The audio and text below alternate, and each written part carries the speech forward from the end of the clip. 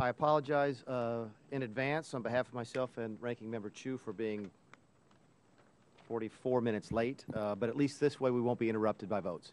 And we do hope that we'll have other members of the subcommittee coming and going, but we're going to go ahead and get started now. We're here today to discuss the impediments that small businesses face when competing for federal government construction contracts. The federal sector is an extremely important portion of the construction market, accounting for 40% of the value of ongoing overall private and public sector construction activity in 2010, compared to an average of about 20% in the prior decade. However, in our current economic climate, the construction industry faces extremely low profit margins and an incredibly high rate of unemployment. It was over 18% just last month, which is, as high as that is, the lowest the unemployment rate has been for the last 2 years.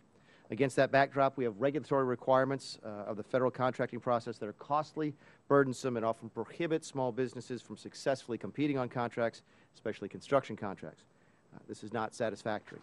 We will hear testimony today that brings to the forefront issues that small businesses cope with on a daily basis as prime construction contractors and subcontractors on construction projects, from numerous statutory and regulatory changes to obstacles dictating how construction work will be solicited and awarded. For example, the bundling of construction requirements often prevents smaller entities from competing for contracts that only large entities have the resources to perform.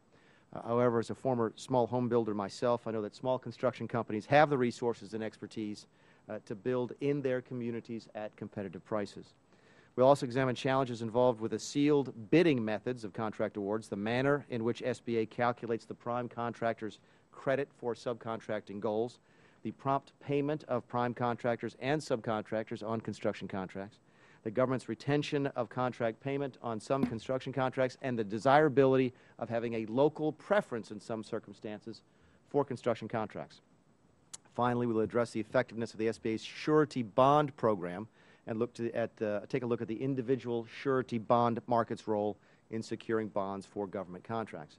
The testimonies today should help the committee determine if legislative changes or policy clarifications are needed to further maximize small business participation in construction contracting. I'd like to thank everybody for being here today. We look forward to your testimony on construction. At some point during the day, we hope to have 2 non-members of the committee participate, the gentleman from New York, Mr. Hanna, and the lady from Washington, Ms. Herrera Butler. And if there's no objection, we'll allow them to sit today. No objection being heard, that we'll do that, assuming they show. So for that, before we begin, I'll turn to the ranking member for her opening comments. Ms. Chu. Thank you, Mr. Chair. In recent months, the nation has finally seen some enduring glimmers of economic hope. The unemployment rate has fallen for 5 straight months, and the 3.7 million new jobs have been created over the last 2 years.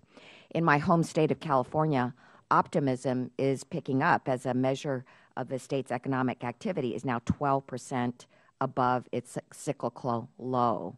And while there is much progress that still must be made, these are promising developments. Part and parcel to this recovery is the revival of the construction industry. According to the Associated General Contractors of America, year-over-year construction employment improved in 28 states last month, including California, which led the way to creating more than 21,000 new jobs. This is the largest such increase since November 2007. While this is positive news, the truth is that the unemployment rate in the construction industry is more than 17%, double that of the total population. In fact, according to AGC, employment remains at 1996 levels. The reason is simple. Private sector spending, as well as that of state and local governments, has declined substantially over the last few years.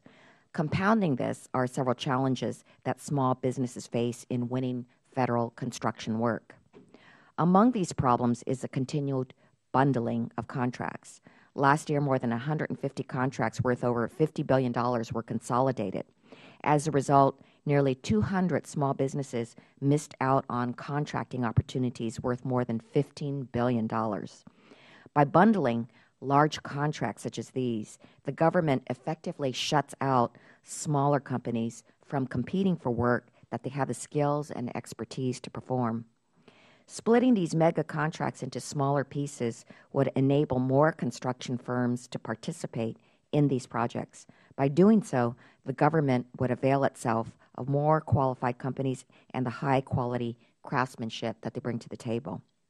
Another challenge that small construction firms face is receiving a surety bond, which is required by the government and guarantees contractor performance. While the SBA operates a program to fill this gap, the agency found that only 1,000 of the 72,000 small construction businesses that are less than 2 years old used it last year. Why is this? Small businesses cite too much paperwork and a guarantee rate that isn't high enough as problems plague this initiative. These concerns, as well as those requiring the adequacy of bond sizes themselves, are preventing small firms from competing for federal construction contracts. While bundling and bonding are the most notable obstacles to small firms' participation in federal construction projects, other issues impede their involvement. Subcontractor protections are important in the bidding process, as are requirements that all contractors, both primes and subs, receive prompt payment for their services.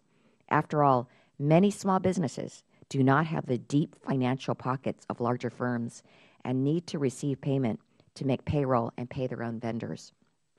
During today's hearing, I'm looking forward to hearing from both industry experts and agency officials on these matters. Ensuring that small construction firms can fully compete for federal contracts is critical, not just for them, but for the country, as this sector underpins much of our nation's economy. In light of declining private sector and state and local infrastructure investments, federal contracts have become increasingly an important source of revenue for small businesses. With such spending more than doubling over the last decade, the reality is that doing business with the federal government is no longer simply an option, but rather a critical requirement for small firms' long-term success. Thank you, and I yield back.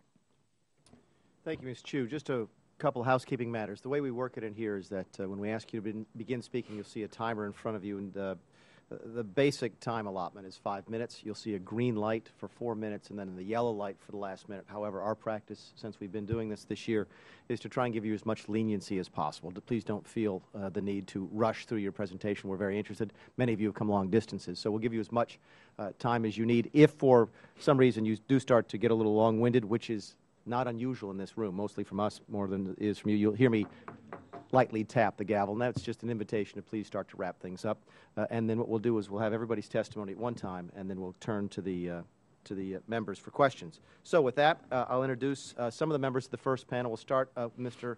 Dirk Hare. He is the managing partner with Fox Rothschild, and he practices in the areas of construction law and government contracts. Mr. Hare is testifying on behalf of the Associated General Contractors of America, for whom he is the serves on the Federal Acquisition Regulation Committee. Sitting next to him is Mrs. Rosana Privatera Biondo. She is the founding employee, now the president, of Mark I Electric Company. She is testifying on behalf of the president of Women Construction Owners and Executives. Welcome, Ms. Biondo. Following her is Mr. McCallum. Mark McCallum is the Chief Executive Officer of the National Association of Surety Bond Producers, an international association of companies employing professional surety bond producers and brokers. And I will yield now to Ms. Chu for the introduction of our final panel member. Thank you, Mr. Chair, for allowing me to introduce Miguel Galarza, who is president of Yerba Buena Engineering and Construction, which is a multi-million-dollar civil and environmental engineering firm. He successfully managed contracts for the U.S. Navy, the U.S. Army Corps of Engineers, the U.S. Air Force, National Park Services, as well as for the California's Department of Transportation, Caltrans. Mr. Galarza has been honored by the Small Business Administration, the California Hispanic Chamber of Commerce, Ernst & Young Inc. magazine, and the Minority Business Development Agency. He received a B.S. in Construction Management and attended UCLA's Anderson School of Business and Dartmouth's Tuck School of Business. Mr. Galarza, I thank you for being here, and I welcome you to the hearing. We should have him sit up here. Goodness gracious. Mr. Hare, fire away. We'll just go right down the aisle. Thank you. Good morning. Although I'm in a private law firm, private practice representing contractors involved in federal small business issues, my testimony here today involves or is on behalf of the Associated General Contractors of America and their 33,000 member companies, many of which are small or closely held businesses. As you mentioned, Mr. Chairman, I'm on a number of leadership roles in the AGC and an active member. The federal government has many different programs and services to support small business contracting. AGC applauds this subcommittee for holding today's hearing to examine ways to improve the delivery of federal construction services involving small businesses. AGC's members recognize the potential benefits that federal small business programs provide to contractors who qualify for these programs. However, the programs as currently regulated sometimes do not achieve the important goal of developing successful small businesses that can compete and succeed on their own. SBA's affiliation rule provides a good example of the challenge. In recent years, many federal agencies have increased their goals for small business participation in construction to the point where small businesses are regularly given the opportunity to compete for projects that stretch their resources and capabilities. While this can be very positive for growing a small business, these small businesses often need to subcontract some of the work to a larger business who may have more expertise or resources. One would think that SBA publishes a clear set of rules for affiliation so that contractors would know what they can and can't do with respect to business relationships between small prime contractors and their large business subcontractors. That is not the case. SBA polices the affiliation rule on a case-by-case basis, with no set of safe harbors that contractors can rely on to know if they are in compliance or not in compliance. This ad hoc approach has thrown the construction industry into disarray when it comes to small business contracting issues. I have clients who routinely receive inconsistent advice on small business issues by different agencies, and even by different geographic offices within the same agencies. AGC believes that one way to solve this problem is to adopt a consistent set of safe harbor activities with respect to affiliation so that all contractors, large and small, know what they can and can't do with respect to small business contracting issues. The construction industry has historically supported and provided opportunities for small businesses and is proud of its efforts to include small businesses and allow small businesses to develop. Consequently, agencies often over-rely on the construction industry to shoulder the burden for other industries that have not encouraged small business involvement. Agencies try to meet their entire goal by limiting competition almost only to small businesses in construction. In effect, the construction industry has been penalized for their success encouraging the utilization of small businesses. This same concern holds true for small business subcontracting. I routinely see solicitations for $100 million and even billion-dollar construction projects with small business subcontracting goals of 70% or more. Rather than force unrealistic subcontracting goals on very large projects where an extremely high level of small business subcontracting is simply not feasible, the government should adopt its agency-wide goals and subcontracting goals to be more consistent with what the market typically provides. We thank the committee for recognizing the need to begin to address the issue of allowing prime contractors to fully report and receive credit for small business subcontracting activities at all tiers. This will increase transparency and demonstrate whether an agency has actually met its utilization goals. Another major challenge for contractors over the past several years is how federal agencies have addressed the consolidation of multiple construction contracts into a single contract, the bundling issue. One of the major reasons bundling on construction contracts has proliferated is that there is currently no provision in federal law that requires construction contracts to be reviewed for a bundling determination. Incidentally, from our members' perspective, the utilization of multiple award task order contracts, MATOCs, or multiple award construction contracts, also known as MACs, as they've been called, fit within the parameters of, from our view, fit within the parameters of contract bundling. AGC thanks this committee for its consideration of revising the bundling definition to clarify that contract bundling rules apply to construction procurements and that these procurements must be reviewed for any negative impacts on small companies. Another trend that we have seen at the state and local level is the proliferation of local geographic preferences. AGC believes that these preferences can, in fact, be very detrimental because they encourage retaliatory measures from other local surrounding jurisdictions and can have the effect of hurting small and local construction companies that typically are limited by geography. Thank you for the opportunity to provide our views on working with the federal market.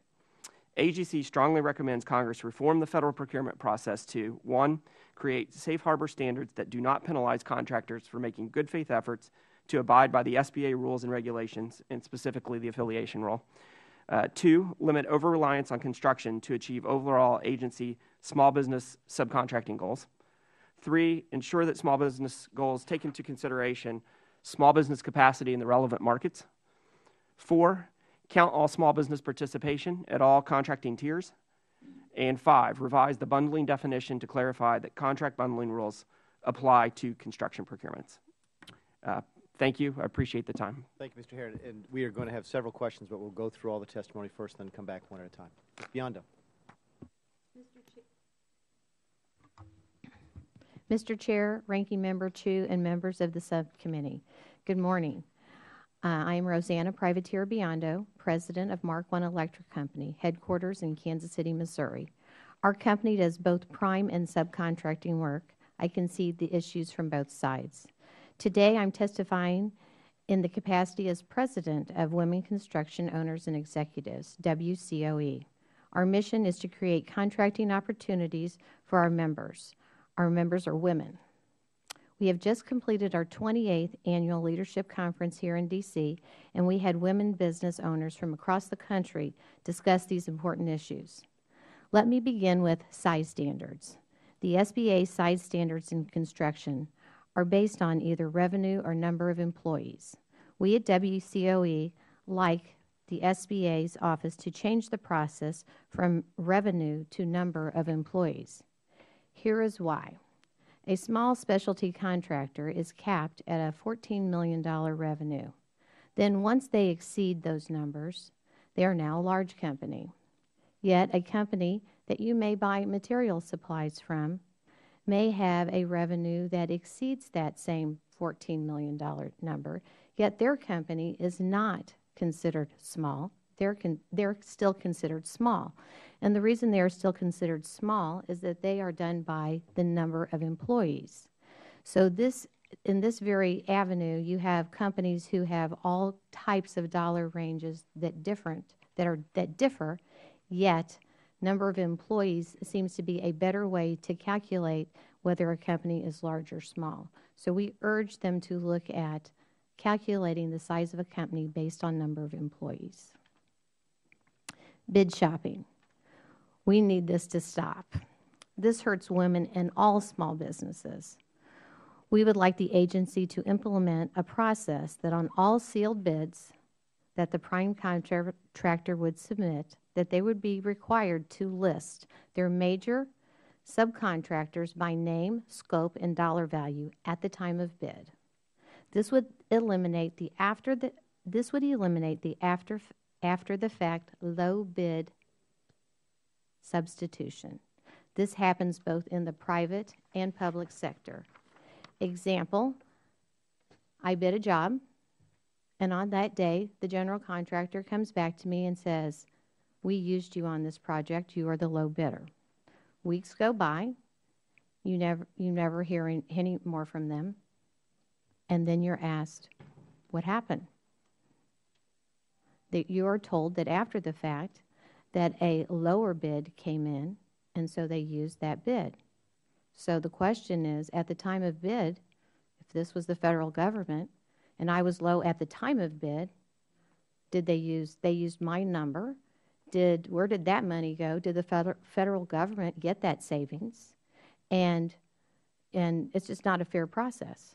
So we would like to see, again, I'll say it again, we would like to see on sealed bids that the majority subcontractors be listed by name, value, and scope of work. This would give the contracting officers the ability to police this through their contract process, and this would help small businesses of all kinds. WOSB, Women-Owned Small Business Program. They refer to this as 8M. This was implemented last year. This program is intended for restricted competition for women-owned businesses seeking prime contracts, very much like the 8A program and the Service Disabled Veterans Program. This is not what we got. It is restricting our women to a $4 million cap on the size of projects. That statistic shows that the $4 million dollar value created by 165,000 projects, that the size of the contracts end up being $118,000 for 165,000 procurements. Well, companies that do $118,000 may or may not make a few $1,000s at the end of the day. That is not a way to grow new businesses, and especially for women. The women have waited 11 years for this program to be enacted, and then we're being capped right out of the chute. But the other two, 8A and service disabled vets, are not. And just to give you some further statistics, contracts that are over the $4 million value created about 2,125 projects with a base contract of $16.6 million. This is what women need to grow their companies in order for them to become more successful, not this $4 million cap. Now, we understand that this has already started to be addressed, but we urge you to remove these caps. Retention and bonding. In the federal government contracting, it says that retention is at the discretion of the contracting officer. We think that retention should only be held on work in question and nothing else. We feel that if a bond is in place, for sure no retention should be held, as that is double dipping. The bond should protect the owner. Bundling. Bundling, or the grouping together of different requirements into one enormous contract. They may or may not, let me start over. Bundling, or grouping together of different requirements into one enormous contract, means small businesses cannot compete as primes. They may or may not be getting subcontracting work, but do not get prime work. However, the current unbundling rules do not apply to new construction contracts. So many small construction firms don't get the protection given to the small business in other industries. We need these protections. Bundling hurts the women-owned business. And in conclusion, given the importance of contracting, WCOE, we applaud Chairman Graves for introducing the Government Efficiency Through Small Business Act of 2012.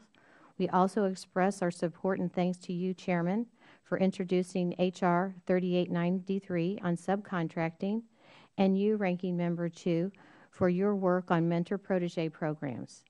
We also want to thank the Congressman Hanna for his bonding bill and the other committee members who have been or in the process of introducing small business contracting legislation. Thank you.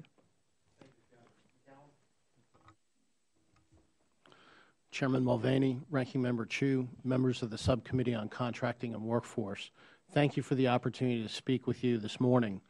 NESBP members are companies employing licensed surety bond producers who assist businesses of all sizes to obtain surety credit and to grow as competitive businesses. Surety bonds assure that businesses seeking award of federal contracts are qualified to undertake the contract obligation sought, and they provide guarantees of payment and performance if the business awarded the contract defaults in its contract obligation. Bonds are statutorily required, and they preserve vital taxpayer funds and provide payment remedies to downstream parties, the subcontractors and the suppliers, in the event the prime contractor fails to pay them. Without recourse to a payment bond remedy, unpaid subcontractors and suppliers, particularly small construction firms, may not be able to continue as viable businesses, threatening the jobs that they create. Sureties underwrite to assure qualifications and to prevent losses. They assess the character, the capacity, and the capital of the firm to determine if the business is capable of performing each contract. An important SBA program exists to assist small businesses having difficulty qualifying in the standard market. Started in 1971, the SBA Bond Guarantee Program provides guarantees ranging from 70 to 90% to surety companies as an inducement to extend surety credit to firms that otherwise do not qualify in the standard surety market. This program has helped thousands of small construction firms over the years, but it could be helping even more.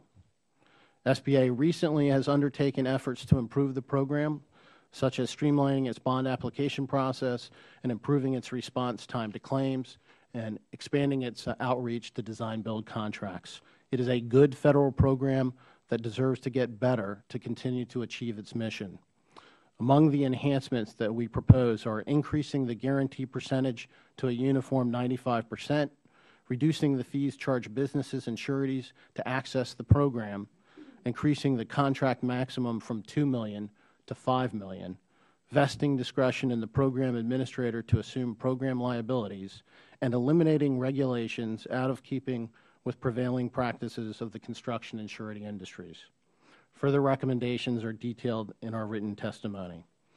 Revitalizing this program with statutory and regulatory enhancements will increase its effectiveness, directly benefiting small businesses seeking access to the public contract market. I now turn your attention to a bill, the Security and Bonding Act of 2011, H.R. 3534, which was introduced on December 1 by Representative Hanna and co-sponsored by Chairman Mulvaney. NASBP, along with 10 other national organizations, many of which are represented in this room, support H.R. 3534 as a critical and common-sense measure to protect small businesses and to assure the integrity of surety bonds on Federal construction projects when issued by individuals using a pledge of assets. Currently, construction firms may use one of three methods to furnish security on a Federal construction project. They may secure a bond written by a corporate surety listed in Treasury Circular 570. They may use their own assets to purchase and to post an eligible obligation, which is a public debt obligation of the U.S. government, in lieu of a surety bond, or they may obtain a bond from an individual if the bond is secured by an acceptable asset, which includes stocks, bonds, and real property. The role of the surety is predicated on its financial standing. Corporate sureties writing on Federal projects must possess a certificate of authority from the Department of the Treasury, which conducts a financial review of the surety and sets a single bond size limit for that surety. Corporate sureties are licensed in the states in which they conduct business and are required to obtain certificates of insurance in those states from state insurance departments. They are rated by private rating organizations such as AM Best, which publicize their financial strength and size. Individual sureties are not subject to the same level of scrutiny and oversight as corporate sureties and are vetted solely by contracting officers. No third-party rating information is available on individual sureties. If the assets backing an individual surety bond prove insufficient or non-existent, unpaid subs and suppliers are denied their statutory payment remedy. H.R. 3534 solves this problem. It requires individual sureties to pledge solely those assets defined as eligible obligations by the Secretary of the Treasury and provide those assets to the Federal Contracting Authority, who in turn will deposit them in a Federal depository, ensuring that pledged assets are sufficient, readily convertible to cash, and in the physical custody and control of the Federal Government. This is nothing more than what now is statutorily required of construction firms that wish to pledge assets as security on a Federal contract in lieu of a surety bond. Small firms working on Federal construction projects, either as subs or suppliers, have no control over the prime contractor's choice of security provided to the Federal Government, but they suffer the most harm financially if that provided security proves illusory. H.R. 3534 will give them the confidence that on all Federal projects, adequate and reliable security is in place to guarantee that they will be paid. Thank you very much for your time and attention this morning. I look forward to answering any questions you may have. Thank you, Mr. McCallum. Finally, Mr. Galarza. Thank you, Chairman Mulvaney and Ranking Member Chu and other members of the subcommittee for the opportunity to speak to you today. My name is Miguel Galarza. I'm from San Francisco, California, and I'm the owner and founder of Yerba Buena Engineering Construction. We have branch offices in Salt Lake City also. And in addition to all the accolades that Ranking Member Chu gave me, in addition to my family and daughter, some of the most prouder things am being a state director for AGC and also a board of directors for ICA, or the Inner City Advisors, which is a nonprofit providing assistance to smaller inner city companies. As the founder of Yerba Buena Engineering, I've had a long road, starting from in the field as a laborer to working my way up through a mid-management level, and then soon becoming an owner of a company. And so I think I provide a unique perspective to what it means to be a small business from the eyes of an employee, from the eyes of a manager, and in the eyes of an owner. And having learned the ropes the hard way and understanding what it means to be a small business and understand the rules and that are involved in playing in the game of surety and bonding and lines of credit. So I'm hoping that today, through this discussion, and obviously small business is a nonpartisan issue, and having this open discussion to be able to discuss how we can improve some of the subcontracting issues that are prevalent in federal contracting, the small business bonding issues that prevail, and other bundling issues that are prominent, and how we can come to some resolution and some at least meaningful exchanges. One of the things that being in 8 states throughout the United States and having done well in excess of over $100 million worth of work, we've had this unique perspective of having had ERA-funded projects. And these ERA-funded projects, Yerba Buena was a recipient of 21 of them. And we were able to create a lot of projects and a lot of jobs to keep people busy and keep people employed. And that is one of the main reasons why I can see why bundling is important. Because when that funding came in place, it was important that there was an avenue that shovel-ready projects can be implemented quickly and efficiently and expediently to get people to work. And so while there is a need for bundling in the form of an IDIQ or MATOC or as-needed contracts or IDIQ, there are other opportunities that are not being used now to create opportunities not only for those primes but also for those subcontractors that don't get that main prime contract. And that's where I see there's a big lack in opportunity. Currently today through FAR Subpart 19, there are requirements for subcontracting. Unfortunately, those numbers don't really become numbers. The reporting mechanism for subcontracting is done under, I believe, Node Form 244, 294.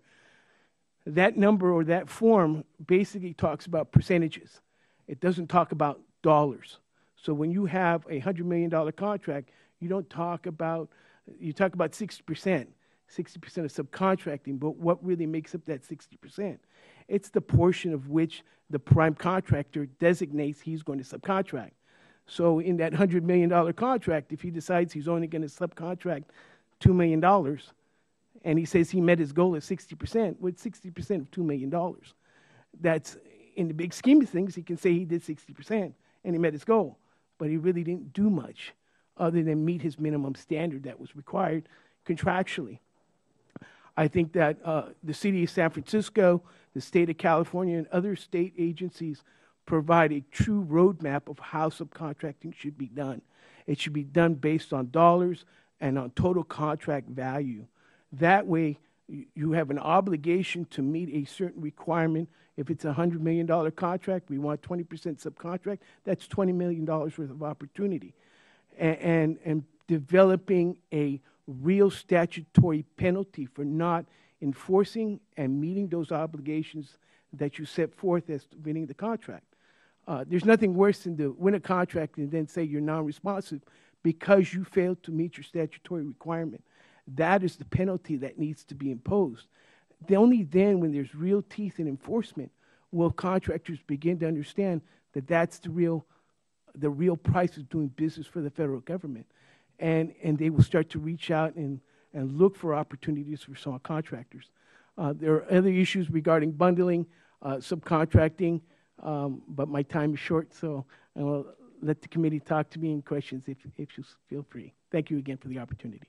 Thank you, Mr. Galarza, and thank you to all the panelists. As is my custom, I will defer my questions to the end and ask Ms. Chu now to take her opportunity to ask the panelists the question. Thank you. I'll start with Mr. Galarza. You highlight the city of San Francisco and many of its practices, and one of those things that you highlight, certainly in your written testimony, is the surety bond program that they have, which is a model of their strong commitment to including the small business community in a major procurement program. How does this program differ from SBA's surety bond program? I think fundamentally the main difference is the mechanism of, to be quite candid, reimbursement. Under the SBA funding, you're still dealing with a broker who still needs to commit to a certain level of effort to get this contractor bondable and to make sure that he has all the steps in place, his financials and so forth. There's no guarantee that he's going to be successful or, in other words, earn a commission or incur some income for the level of effort that he's put into it.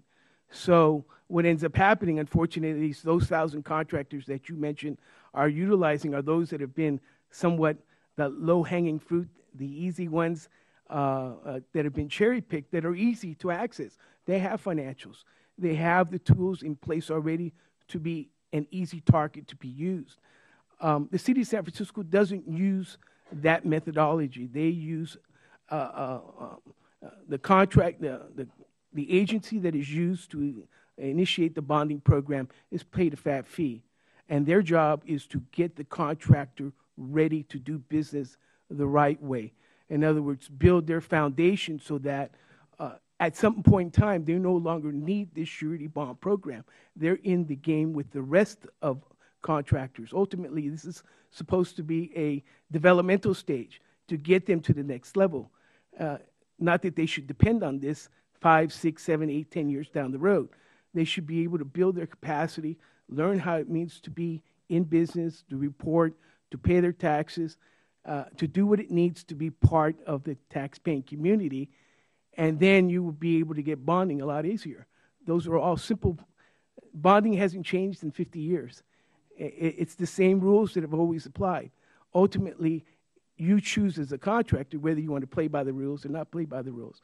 Unfortunately, so many small businesses don't understand what the rules are.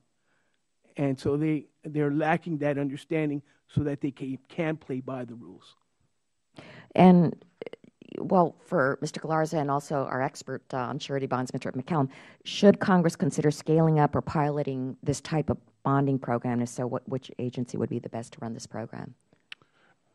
I would think it would be through the Small Business Administration. I think there could be additional enhancements made. The industry itself has done a lot of outreach, particularly in the last 3 years, given the economic climate.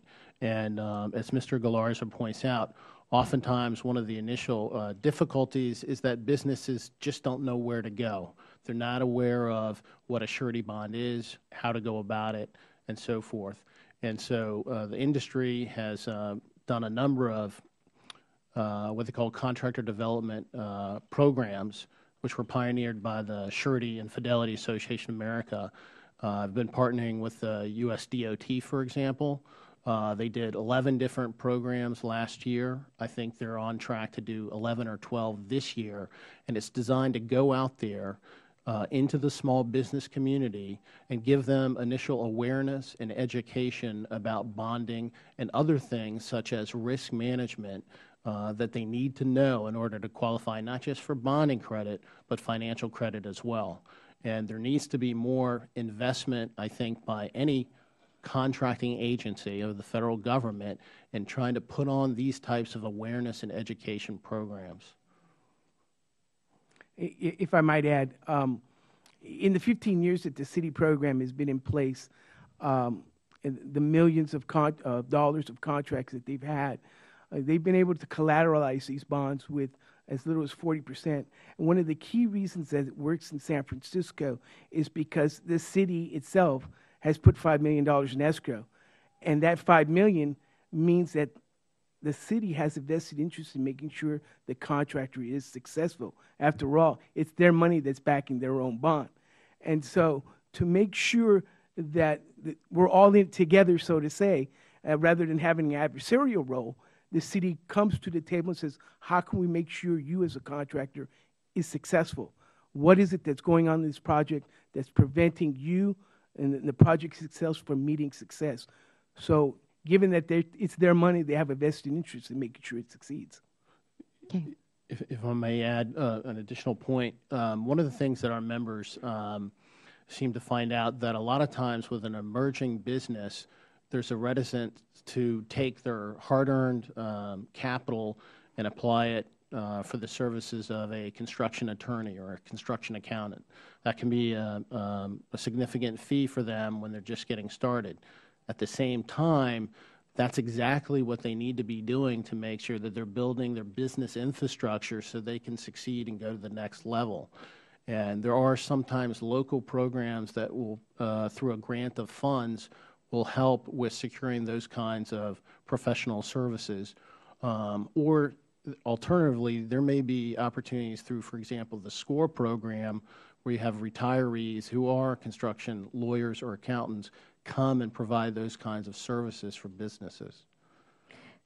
Thank you. Those are great suggestions. Now I'd like to direct a question to Ms. Privatera Biondo. I was very interested in your recommendations because, of course, in federal government, we have this 5% goal for women-owned businesses, but we're only at 4.04%, which is a huge amount if you think about the fact that we have over $500 billion worth of federal contracts. So we really need to improve this situation.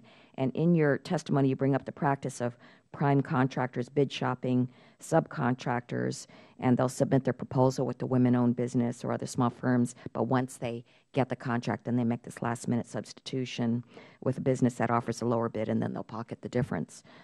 It's a terrible practice and has a negative effect on women-owned small businesses. How could we stop prime contractors from this bait and switched? I know you talked about requiring the listing of subcontractors, but if you could expand upon that. Sure. In Kansas City, at the city level, they have implemented a program. So when you even bid on a traffic signal project, and if they ask for small business, minority participation, other venues inside that, you actually list that information at the time of bid. And then it goes back to a human relations department. So in this case, it would be a contracting officer. They review that information. At the time of bid, those subcontractors actually sign an affidavit saying, this is my number, this is how much my bid is, I'm good for it. And so when it's submitted to the city sees these are the major subcontractors listed. So that way they know, unless something happens after the fact, at least the city can vet out what happened. If the company needs to remove themselves from the project or whatever that may be. But we have found that that has eliminated a lot of the after-the-fact shopping.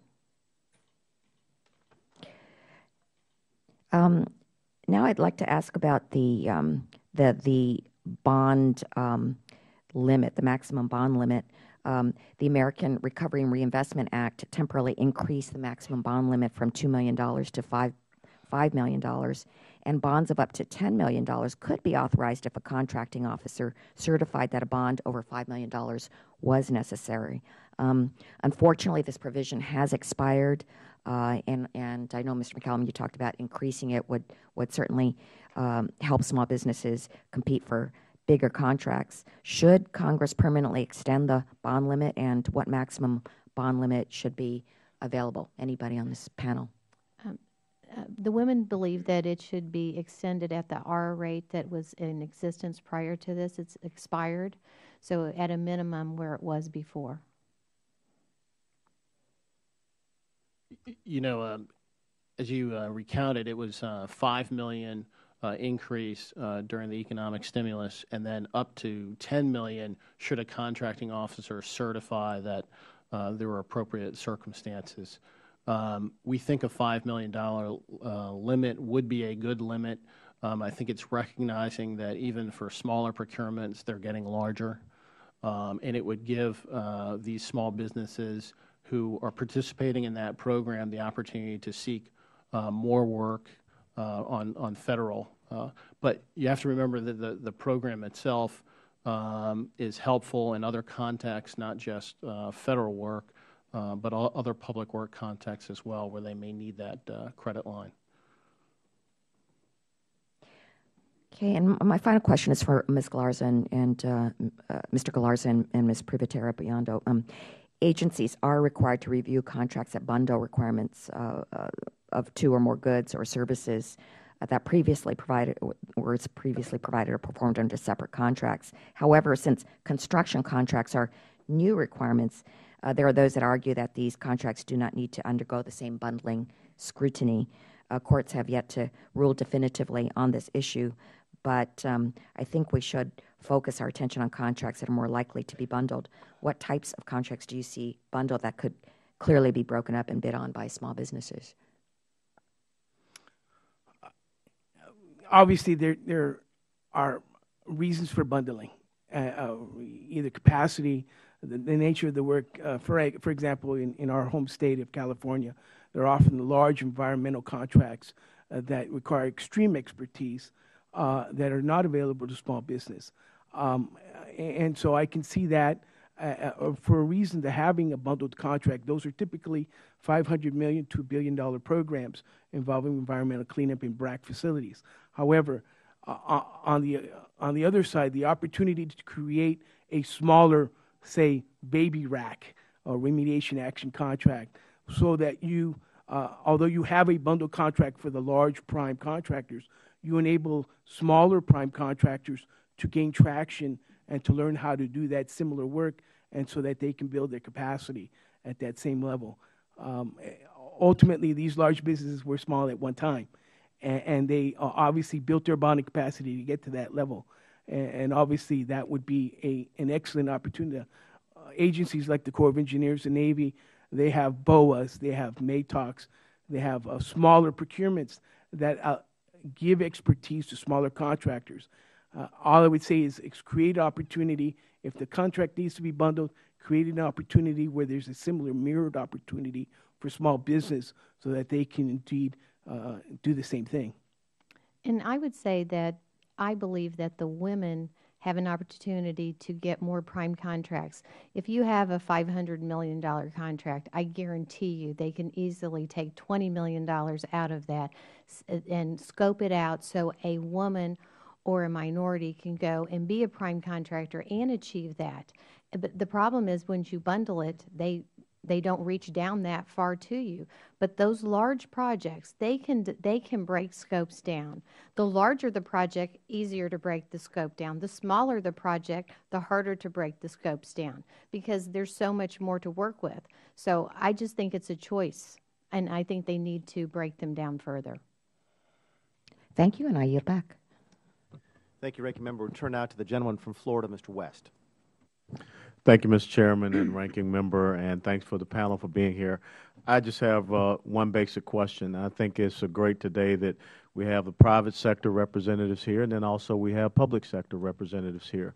We have folks that are here from the SBA, from their Office of Surety Guarantees. We have the Chief of Engineering Construction from the Corps of Engineers, and we also have from the GSA their representative as far as construction. So what I would ask is this: what would be the one or two recommendations, concerns that you would like to say to them from the SBA, from the GSA, and from the Corps of Engineers as far as policies, regulations, processes, best practices, procedures, since we have all of these players in the same room at the same time?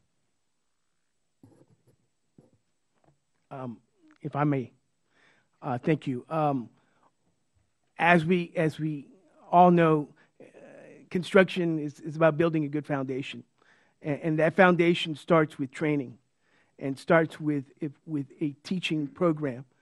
And as we move forward in the issues revolving defunding organizations like Department of Commerce and MBDA, or either seconding them into other organizations, let us not make sure that those training opportunities don't disappear, and that SBA and their budget doesn't get shrunken any further. They're in a tenuous position trying to do too many things with too far few people, and without, as we all know the old proverb, I can give you all the fish you want, but until I teach you how to fish, you will not sustain yourself. And ultimately, the responsibility is to give an opportunity to a contractor, not give him a contract, not give him the opportunity, but teach him how he can sustain himself and to continue to grow to the next level once he moves out of an 8A program, out of a HUBZO program, so he can bring opportunities to his own community. Without that training and without that effort, then they will always be looking for the opportunities that are given to them rather than those that they can reach out for themselves.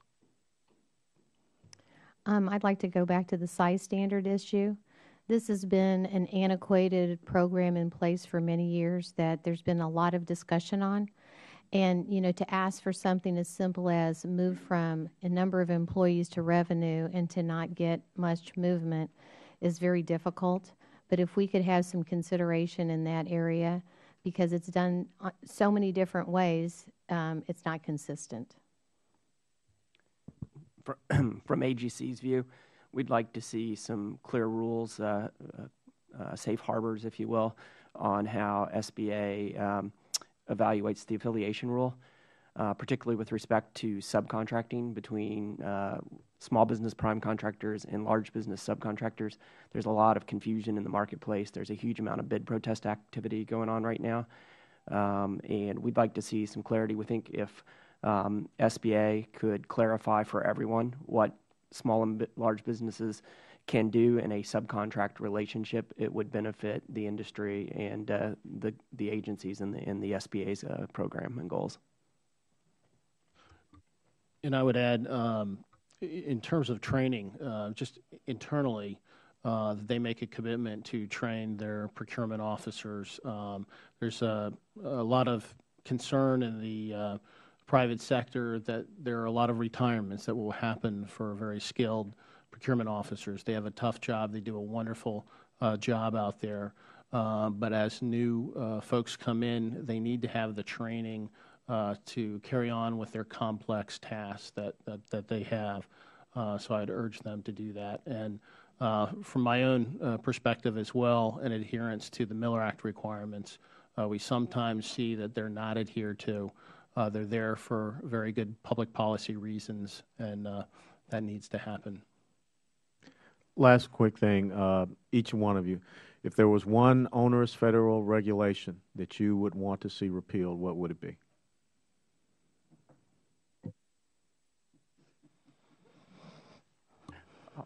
I'll take that one. AGC for several years has asked to have a line from FAR 52.219-9L removed. It's FAR Clause 52.219-9, as in Larry. There is a sentence in that particular FAR clause that is places a restriction against counting lower tier subcontracting in the small business subcontracting goals. Obviously, Congress could choose on its own to take care of that issue, but also the FAR Council, if it so chose, could simply go in and delete that reference. And I would also point out the government's electronic subcontractor reporting system now has the capability to easily allow tracking at all levels. It's not the paperwork complication it was before it was all computerized. So AGC would like to see that.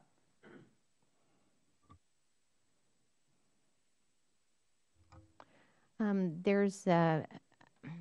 trying to think how to say this. There's a bid process in place where you submit your bid online, and then they come back and they ask you to counter your bid and counter your bid and counter your bid. It's sort of, in my mind, similar to this bid shopping. So I'm concerned how that works, because basically you're giving your price and you're asked to continually think about lowering your price. And you're bidding against a blind computer that you don't know why you're doing it, what's the logic behind it, if you're taking out scope. So I'd like to see that changed. Since you've rattled my memory on that, and I think you're referring to a reverse auction process, and we feel that it's very problematic anytime you commoditize construction, because construction is unique in every instance. You have unique site requirements. You have unique owner requirements and all the rest. And so a process or a procurement process that doesn't recognize that is, I think, very problematic, and particularly so for small business who can't finance the risk. So if you commoditize it, you're cutting the margin, you're putting difficulty in letting them compete, and that shouldn't happen. In regards to legislation, but more of a practice, this committee has talked about bid shopping. And unfortunately, we've had the example of the government bid shopping in the form of BAFOs, best and final offers. I've been involved in rounds of BAFOs for the same contract 5 and 6 times over and over and over again. It seems that some agencies are not quite happy with what the competition is felt is a fair and reasonable price, and they want a lower price, and they continue to ask for a lower price. And so if there was going to be a meaningful change, there may be a reason for one BAFO, but multiple BAFOs on the same solicitation seems unfair and unrealistic and unreasonable. Thank you very much. Thank you, Mr. Chairman. You're back. Thank you, Mr. West. Turn now to the gentleman from New York, Mr. Hanna, the primary sponsor of a bill that I'm associated with proudly. So, Mr. Hanna. Boy, it sounds like nobody here likes to compete. Let me just play devil's advocate for a moment. I mean, if you don't want to sit at your computer and have a reverse auction, all you have to do is shut the darn thing off and not bid it. Those are your options. Or stop, put your price out there and leave it there. I've never been offended by anybody who sought the best price for anything. It is a brutal world out there. We know that, and I don't know that the government should necessarily be in the business of taking that marketplace away, but I absolutely sympathize with that because I understand what you mean. The other thing I'd like to say is that in terms of having an auction or you having putting a price in on bid day and somebody changes it later, Ms. Biondo, you may have answered this, but what do you think is wrong with that? To change the bid later? No, that somebody come back to you and say, or not come back to you a week later and say, you know what, we had someone call in and their price was lower. Or let's say, for example, they say to you, you know what, your price was the lowest price, but we want to pay more because we know someone who we feel is more qualified. I mean, that also could happen. Okay, well, I'll try to be pretty clear here. First, when you said I could stop bidding, well, you already took 3 bids or more. So you already had multiple choices of multiple numbers from right out of the box. You always have a minimum of 3 bids, if I recall. So you had 3 multiple choices. So you had 3 different people who bid. I think that should be enough. Well, I'm not here to argue with you. So then, let me just say this, though. First of all, why is it enough? Why is 1 not enough? So now I'm going to go to your next thing that you said about, I don't know how you said it, but why do I think that's not fair? I think that's what you said. Yes, ma'am. This is government money, so this is our money. It's not private money. If it's private money and the owner chooses to go with the lower bid, I can understand that. But this is the government's money, so every person in this room has the ability to go after that.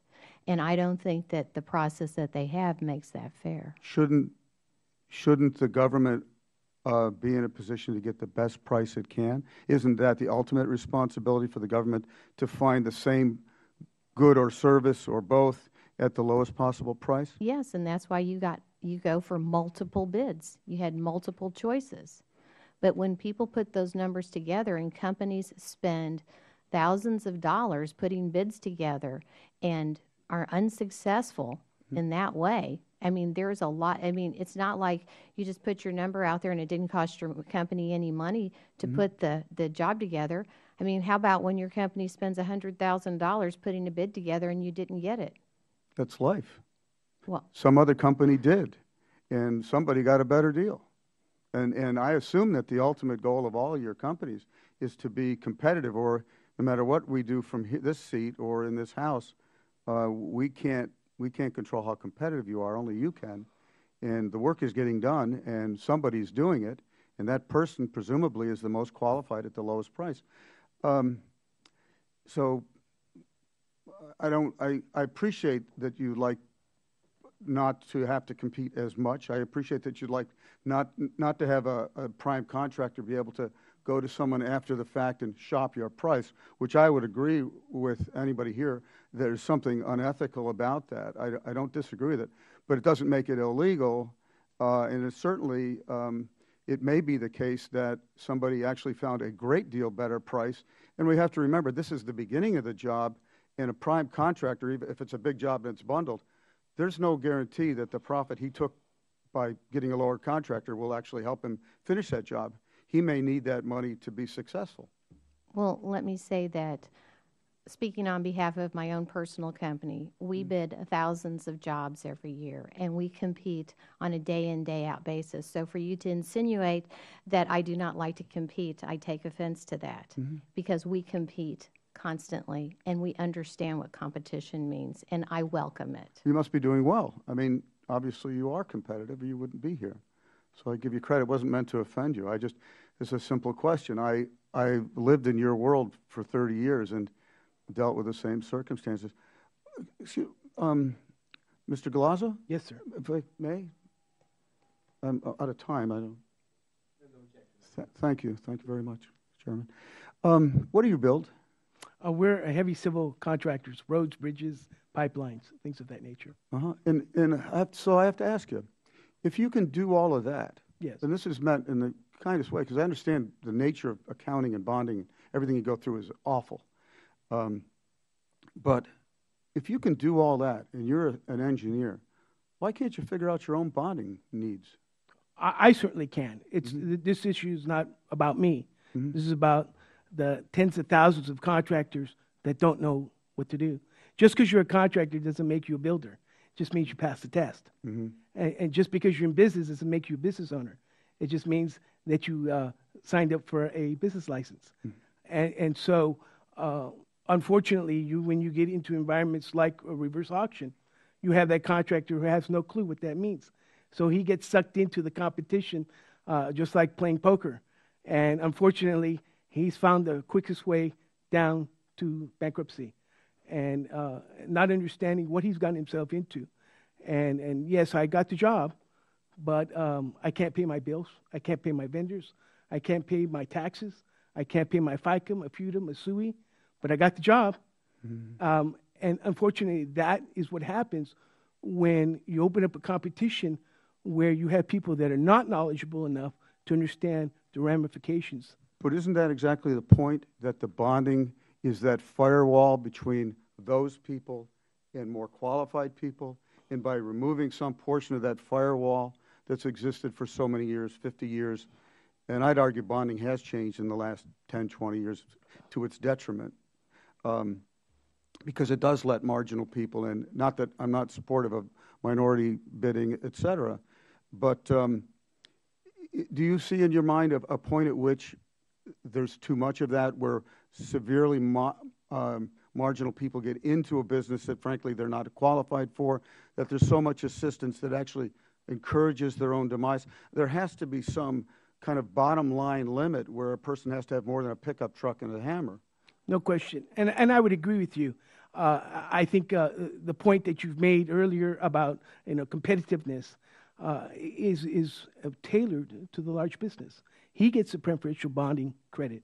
He gets a preferential line of credit, so his cost of money is cheaper than a small business. His cost of bonding is cheaper than a small business. His tax rate may be sweet. He has a better tax accountant. All those things play in favor of the large business, who's able to bring his bottom line so that he can be competitive at 2%. Whereas the small business, the companies that are trying to get to that next level have a higher cost of money, have a higher cost of bonding, have a not so good CPA, not so good banking alliance. And so their cost of doing business, while they've made as little profit as the other company, it costs them systemically. You know what, let me just agree with you 100%, okay? But the process is this. that a guy starts small, a woman starts small, they learn, they build up resources, they build up knowledge, skill, employees with the same, they get a better lawyer, they get a better accountant, they start to make a few bucks, they get cash reserves, they get a bigger bond. They do it all over again the next year, and they get a bigger bond and a bigger bond. And ultimately, you can do exactly what anyone else can do, and that is to grow a large $10, $20, $50 million business and bid work appropriately. But personally, I like the fact that you learn as you go, and you require and attain bonding and credit as your bonding and credit capacity grows based on your knowledge, your skill, your income, and your financial statement. That's why bonding has worked so many years. And the problem with bonding today is that it's supposed to be a zero loss ratio. Is that correct, Mr. McCollum? Yes, that's written under a theory that there'll be right. loss. So it's not a zero loss ratio anymore. And because marginal people get in, it adds difficulty. I'm way over my time, so I'll end there. But thank you for your tolerance. No, that's fine, Mr. Hanna. We may get a chance to, and I want to begin my questioning on something you raised, which I think it bears further discussion, because no one here, I think, is against competition. You make an excellent point. But I would think, having been through this process myself, both as an owner and as a bidder, one of the difficulties that I always faced was knowing what the rules were in advance. That if I was going to bid on anything, whether it be a contract, a piece of land, a building, I wanted to know if I was in a reverse auction. I want to know how many rounds of bidding there would be. I want to know if there would be multiple best and last offers. Because if I ended up with the rules changing as I got into the process, over the long term, it has a chilling effect. And the next time a bid comes up from that particular or that same organization or a similar organization, I might be much less likely to bid.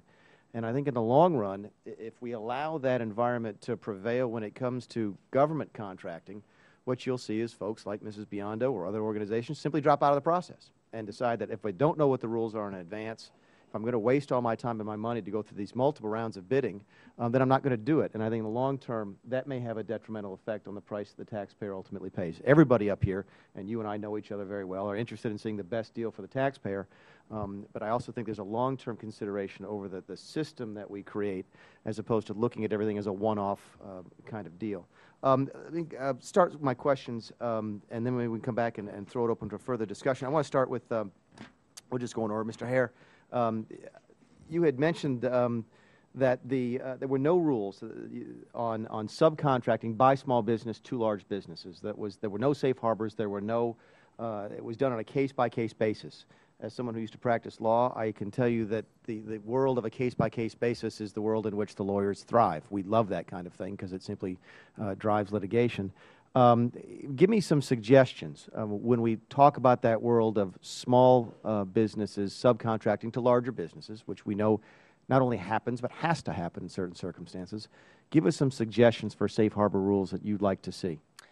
The two biggest challenges, and you probably are all aware, but how this typically comes up is through the bid protest process.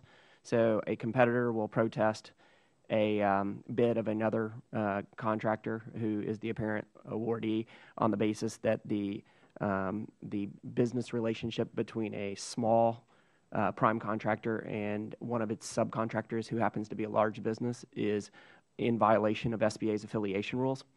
So a lot of the reason why there is a basis for the protest is because of allegations related to the bonding relationships that are utilized in the project. The prime contractor is required on nearly every federal project. I think Mark would say every federal project, to his Miller Act point, about making sure that you post a bond. And oftentimes the size of the small business set-aside project is so large that the subcontractor may be looked for to provide some assistance in the form of maybe an indemnification or things like that to help the small business subcontractor provide the bond.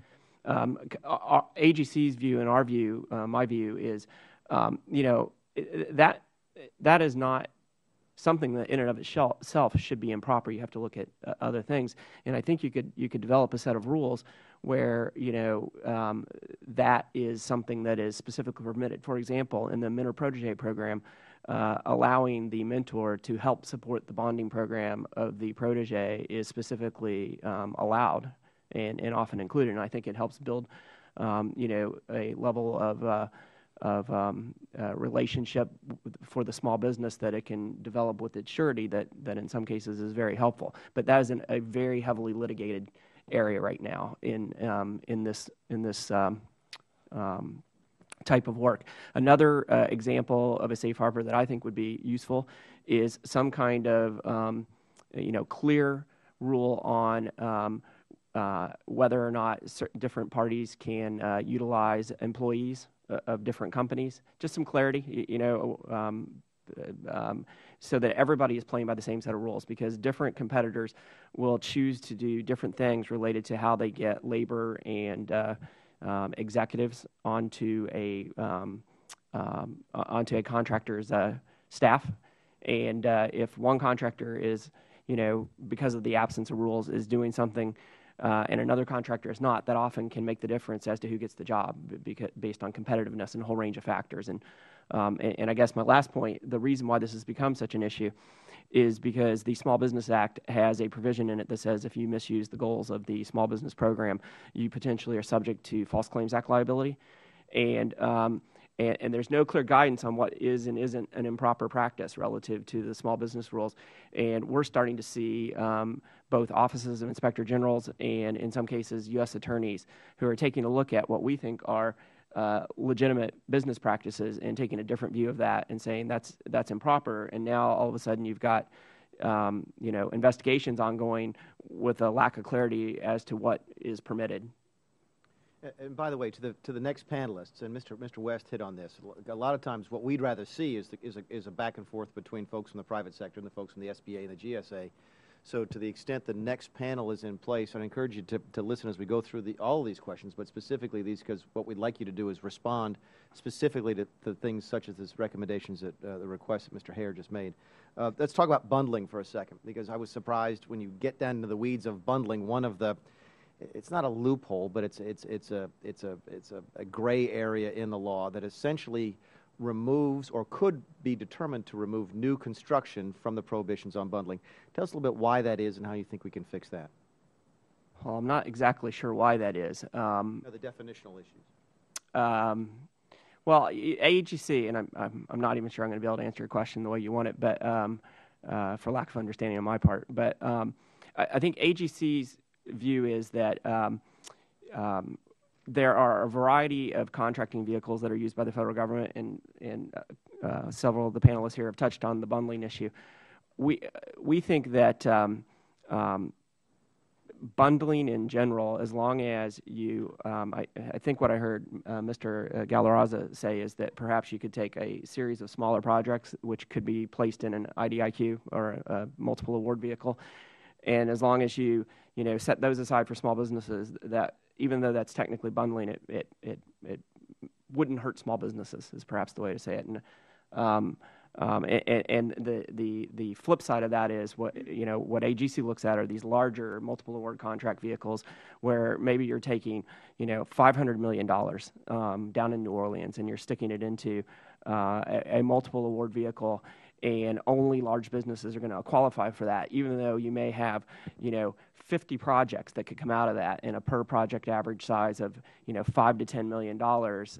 And I think the concern is if you're taking that type of bundling and sticking it into a vehicle, it does hurt small businesses and bundling is a many splendored thing, it seems sometimes.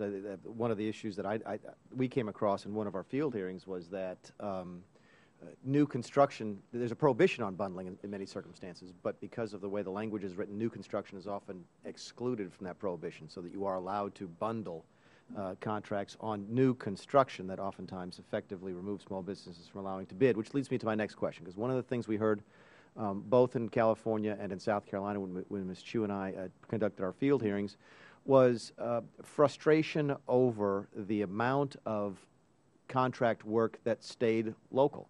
The example I remember from my district was a $103 million project, of which less than $200,000 actually went to local businesses. Now, you mentioned during your testimony that generally you're concerned about a local preference, that you think it might have a negative impact. Tell me why that is, and tell me your thoughts generally on local preferences. The concern with local preferences and many other preferences often is the reduction in competition and the price pressures that naturally occurs as a result of that. I mean, it's taking the flip side. I was in Puerto Rico at an AGC meeting last month, and the Puerto Rico AGC constantly is concerned about the fact that the larger mainland United States contractors come down there and compete in Puerto Rico for GSA projects, Corps of Engineers projects, things like that. You know, it's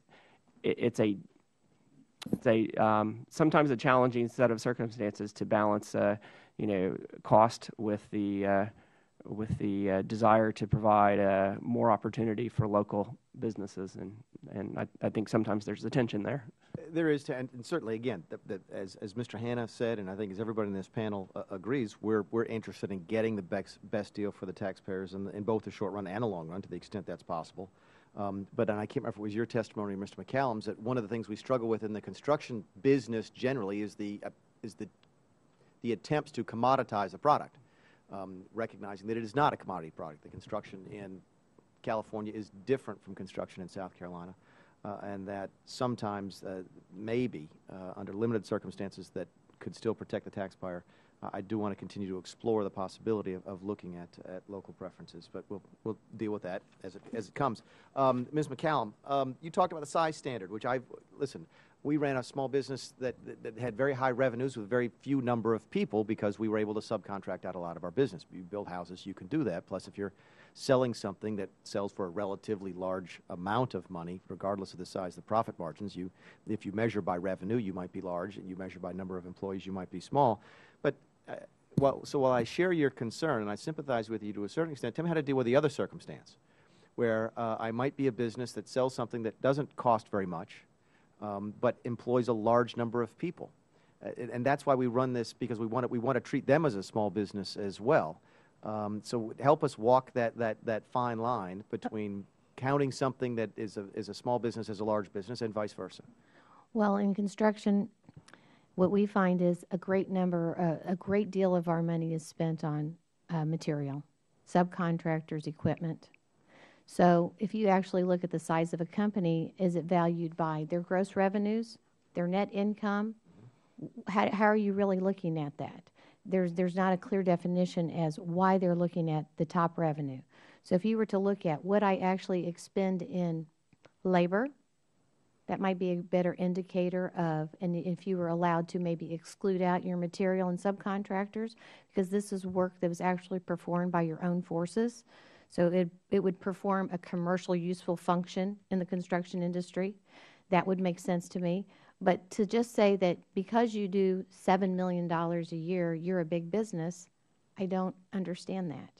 I don't think it makes sense when other companies can do $100 million and still be considered small because they had an employee count of less than 1,500 people. So how can someone who has 1,500 people still be considered small? But I'm just going to use my own company's example. If I do more than $14 million, I am not considered small, and I have less than 500 people. I can't understand that. We struggle with it as well. As somebody who used to be in the private sector and then ended up on this committee, I was stunned to find out that not only do we do that, but we changed the definition from industry to industry.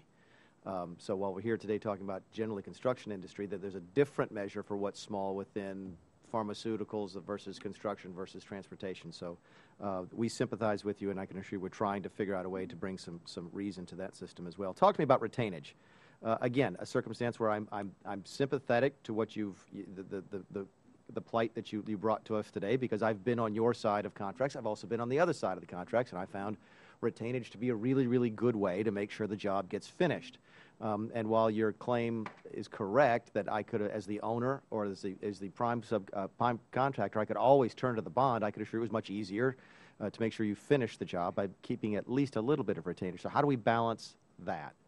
Well, As you know, it would be difficult to give you all the different scenarios in our testimony because there was a lot of controversy in regards to the retainage. But the retainage, we understand when you're a general and you're— By the way, am I using, because we called it retainage, it's called retention, and is it this, are we talking about the same thing? Yes. Good, thank you very much. Yes. All right. You know, in a lot of instances when you work in the private sector, if you are performing a large contract and you go back to your general contractor and say, hey, you know, I am just about done with this job, can you reduce my retention by 5%?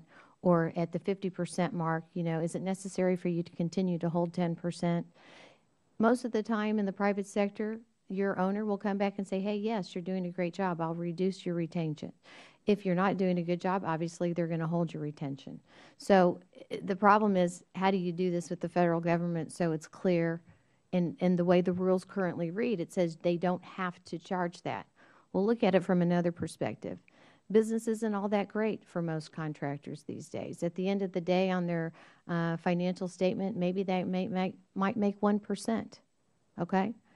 If you're holding 10% of that project until 6, 7 months after a job is completed, you have officially become that company's bank for them because they've had to go and borrow the money before they get that last 10% of their job. Well, when I dealt with retention, it was simply until the work was completed on the contract, not the overall job was completed.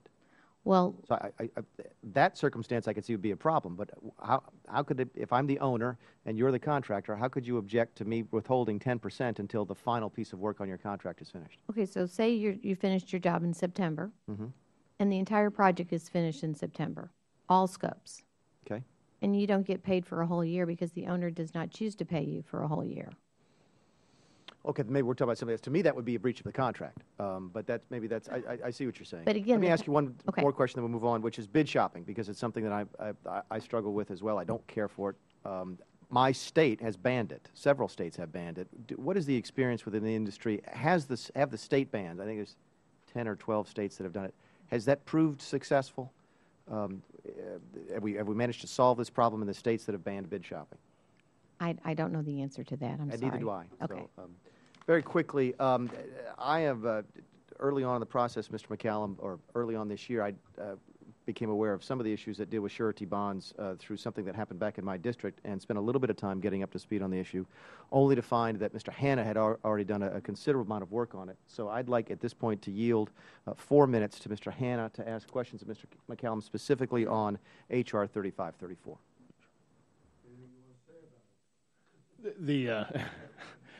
Well, a great deal, but I've only got 4 minutes.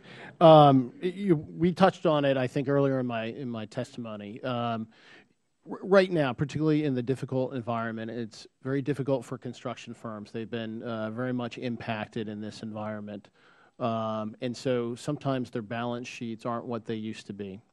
And there are times whether they are tempted to seek a market that they shouldn't seek or what have you, but they can be preyed upon by individuals who are not licensed at the state level. They are not vetted by the Department of Treasury. They just exist and will sometimes proffer their assets to act as an individual surety. It is a caveat emptor situation, and I think small businesses can't and shouldn't be victimized, and there's a simple solution, and the solution is just make sure that the assets are real, that they are convertible into cash, so if a claim happens, that it can be readily rectified, and that it's in the care and custody of the federal contracting agency and the federal government. Currently, under the current FAR, which I believe is fundamentally flawed, the contracting officer shoulders the entire burden, and they're very busy folks who have a lot thrown at them. And this is a burden that they shouldn't necessarily have to share, or at least it should be lightened. Individual surety program has actually been problematic over a number of decades, and they tried to fix it in the FAR in 1989 and 1990, but we're still having problems currently in that regard. And there's plenty of documented cases about that. Again, 3534 is a simple solution that would basically make sure that parties, if they're subs and suppliers, that they have a valid payment bond in the event they're unpaid. And on top of that, individual sureties, if they use the dictates, meaning a public debt obligation of the U.S. government, could actually use the interest off that once the obligation is completed. I hated retentions, but I mean, whatever the contract was when I started the job, I never assumed that it would change after I finished the job. So if it was 10%, you'd always ask for less, but you never got it and moved on. The fundamental problem with bonding is that it is the one thing that protects all of us against bad actors. And when you let someone in that business, in the bonding business, as an insurance company, you're actually saying, we accept you over them. And if they're no good, you got nothing. And the problem with bonding is it's one of the few areas of law where we rely almost completely in history on the bonding company's desire not to lose money, hence the zero loss ratio. What has happened is people have gotten in the business and they've forced other insurance companies to raise the cost of bonding, even though there is implicit there will be no losses, because there actually are losses. The goal is not to limit people's access to bonding. It's to try to keep it so that good actors are in that business. And what that ultimately does is it lets good people who are good-intentioned and talented go to work, and it secures those people who have been in this business for years, who have earned their way up through the ladder, who have that $1 million in the bank to do a $20 million job, who have those 300 or 400 employees that know exactly what they're going to do the day they get there.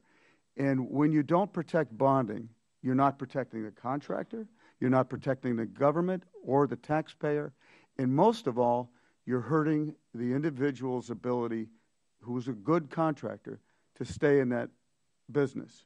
And that's why I'm, involved in this. Thank you. Thank you, Mr. Tanner. Folks, thank you very much. I appreciate your patience, and thank you for your testimony today. If we can have the second panel please step up, that would be great.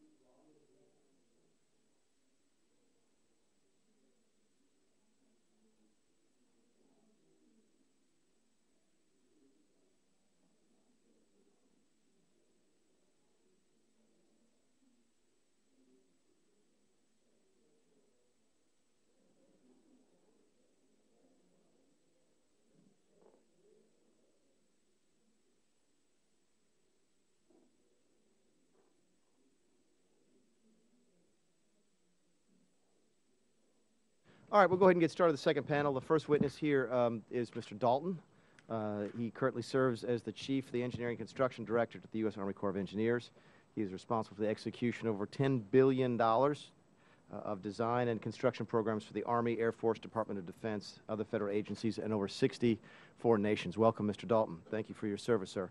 Sitting next to him is Mr. William Guerin, the Assistant Commissioner of the Office of Construction Programs at the GSA's Public Buildings Service.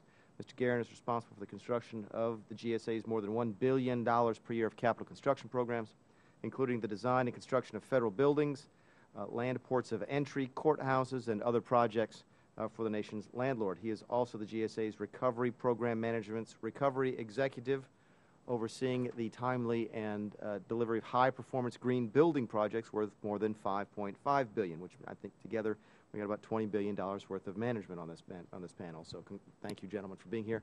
And the final witness is the Mrs. Jean Hewlett, is the Acting Associate Administrator for the Capital Access Office of Surety Guarantees at the SBA. And she manages and oversees the SBA loan programs and is here today to talk about the bond surety program and specifically 3534. So with that, we'll begin, because it says so on the paper, with Mr. Dalton, even though he's sitting in the middle. Mr. Dalton, fire away. Thank you, Mr. Chairman and Ranking Member Chu. I really appreciate the opportunity to be here today to testify before this committee. I especially appreciate the opportunity to sit and listen to the previous panel. It's always interesting to hear what our industry partners think and offer as suggestions. Certainly, small business is a great value to this nation, and we in the Corps will continue to do all we can to promote those small businesses and to help to grow those. During the FY11, the Corps exceeded its small business goal of 35%, and we actually awarded 42% of our contracts to small businesses. This really equates to about $8 billion to small businesses, and of those, the $8 billion, $3.3 billion of that was to construction as prime contractors. In addition to that, the Corps' prime contractors awarded a high degree of their subcontracts to small businesses. The exact number is about 63% of the subcontracts went to small business subcontractors. But having said that, the Corps continues to look for ways to improve its relationship as well as the help to grow those small businesses into large businesses. Today I'd like to just talk about a couple of those I would classify as sort of internal hindrances or obstacles for small business. One would be that in a lot of cases, certainly not all cases, but small businesses may lose out on opportunities to actually influence the acquisition process because they don't respond in all cases to sources sought the synopsis. And what I mean by that is if we get the 2 or more small business contractors, then we will set aside that acquisition for small business. And so we certainly would encourage small businesses to pay attention to that. The second is that in some cases we have companies that will focus more on the small business certification or the 8A certification when they submit proposals, rather than focus a lot more on the quality that they bring to the project, their past performance, their current, their experience, et cetera. So those are the kind of things that we talk to small businesses about to try and continue to encourage them to put together better proposals. But in addition to that, the things that you're interested in here today, certainly the bundling aspect of it that you talked about, the Corps of Engineers does not bundle contracts, but I think what you're referring to there is the consolidation of contracts, and so we do consolidate contracts, but the rules we follow are very close to the rules you would follow if, in fact, you were bundling contracts. And so probably get a chance later to maybe discuss that a little bit more. Performance and payment bonds or surety bonds, we certainly require those for acquisitions over $150,000, and so far we have discussions with that with our small business community, but we are sensitive to it, and we try and adjust our acquisition sizes to ensure that we don't do something that detracts or takes away from small business opportunities. The last thing I'll mention here is that with regard to prompt payments, we actually have paid 98.5% of our contracts had timely payments. We pay contractors, prime contractors, within the 14 days, construction contracts as required, and our subcontractors, a certificate is required from prime contractors that say they have paid their subcontractors before they submit a request for payment to us. And so finally, I'd like just to close and say thanks again, Mr. Chairman, and for allowing, and the committee for allowing us an opportunity to come here and try to help you address the problems that you're doing. Thank you, Mr. Dalton. And we'll come back and ask questions in a second. I understand that Ms. Hewlett has to leave, and I apologize again for running over because of votes. Ms. Hewlett, we ask you now to give your testimony, and to the extent you could give your opinion on 3534, that may preclude any questions on that topic. Sure. Thank you very much, Chairman Mulvaney and Ranking Member Chu and members of the subcommittee. I'm pleased to be testifying before you today on the topic of surety bonds, and I do want to apologize in advance that I have a flight. I have listened to the other panelists and their concerns and can follow up with them directly, as well as members of your staff, as well as refer things to our Office of Government Contracting and Business Development. The U.S. Small Business Administration Surety Bond Guarantee Program was established in 1971 to help small businesses obtain surety bonds that are often required as a condition for an award of a construction contract or subcontract. As you know, the Federal Government requires surety bonds on any construction contract valued at $150,000 or more. Surety bonds are also required for many state, local government, and commercial contracts and subcontracts. In our surety bond program, the SBA guarantees bid, performance, and payment bonds for eligible small businesses that cannot obtain surety bonds through the conventional surety market. SBA's guarantee gives surety companies an incentive to provide bonding for small business contractors who might otherwise be perceived as too risky to bond without an SBA guarantee. These bonds help small, emerging firms gain access to contracting opportunities in the commercial and government markets. As many of you know, when the economic downturn occurred a few years ago, construction was one of the hardest hit sectors. In spite of the downturn, however, the SBA Bond Guarantee Program volume grew every year over the past 5 years. We saw an increase in the number of participating surety companies and agents. When Congress passed the American Recovery and Reinvestment Act in February of 2009, the SBA was given the authority to temporarily increase the surety bond contracting program to $5 million, as you've heard from some of the other panelists. This change was well received by the surety industry and small business community, and we noticed a significant uptick in bond volume. The Recovery Act infused new life into the surety bond program, as seen by the increase in program activity in fiscal year 2010. The total number of bonds guaranteed that year represented a 36% increase over the prior year. In fiscal year 2010, SBA guaranteed a total of 8,348 bonds, representing a contract value of $4 billion.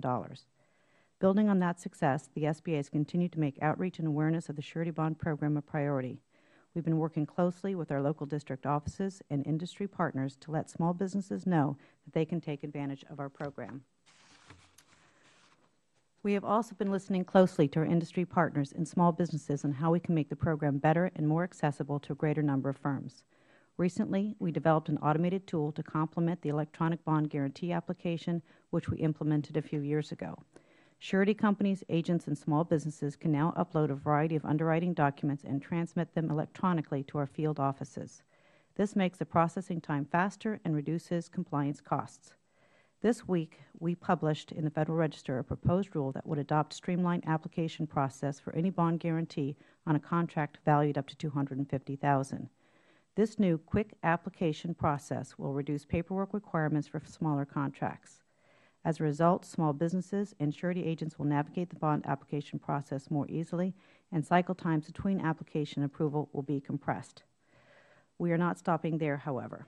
In addition to other agencies in the administration, the SBA has been tasked with undertaking a full review of our current regulations. In response to industry concerns that certain requirements imposed on surety companies are no longer consistent with industry best practices, our office is trying to update, streamline, and simplify the surety bond regulations. We look forward to working closely with you and your staff on each of those initiatives. I appreciate the opportunity to testify before you today, and I welcome your questions. Ms. Hewlett, in light of your time, I'm going to speak out of order and ask you the very simple question. Has the SBA taken a formal opinion yet on 3534? Do they have any thoughts on it in general? We have not taken a formal opinion. Our program, as you know, is only for corporate sureties. We do, however, hear a lot from small businesses and the surety industry, and we'd be happy to talk about what we've learned from those parties with your staff. Thank you very much. You're welcome. And if you need to be excused, unless anybody else has any questions. She has a flight, Mr. West. So. Well, I can stick around for 10 or so minutes if you'd like. Mr. Guerin. I'm sorry. We have questions for the record, so we don't have to do them right now, but we'll direct them to you. Thank you very much. Good afternoon, Mr. Chairman, Ranking Member Chu. Thank you for the opportunity to be here today. I, too, got a lot out of the private sector panel. I appreciate the opportunity to listen to their comments before we had a chance to speak. GSA recognizes the important role small businesses play in driving our national economy. We value the new and innovative solutions that small businesses offer to us as we try to meet today's challenges. GSA has aggressive goals for the participation of small businesses, including small disadvantaged women-owned, HUBZone, and service-disabled veteran-owned small businesses. In fact, in 2011, GSA awarded 41% of all contract dollars to small business. This is well above our goal of 27%.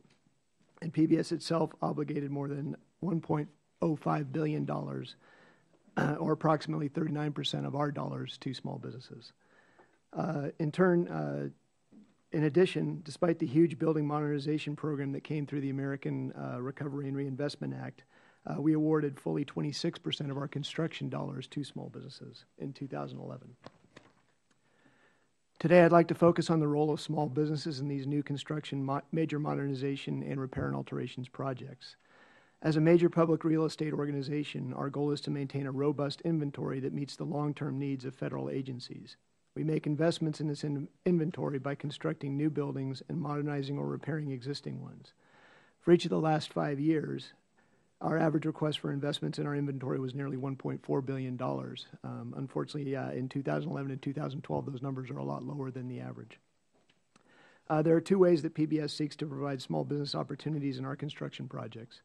As prime contractors on minor repair and alteration projects and smaller capital program projects, and as subcontractors on our major modernization and new construction projects. Our minor repair and alterations program provides the perfect venue for small businesses. In 2011, the majority of small business construction opportunities were found in our minor repair and alteration program. Whenever possible, GSA provides small businesses with prime contracting opportunities. For example, we recently structured a $46 million Recovery Act modernization project in the Robert Young Federal Building to allow small businesses to participate. We had a small business designer break the contract into 3 pieces, and we were able to award the 3 different parts of that contract to small businesses, and they would not have been able to compete for the project had it been a single project at a much larger dollar amount. As subcontractors, small businesses also have the opportunity to work on large new construction and major modernization projects for GSA. For example, we have a number of small businesses who are assisting us with the construction of the new Department of Homeland Security campus at St. Elizabeth's.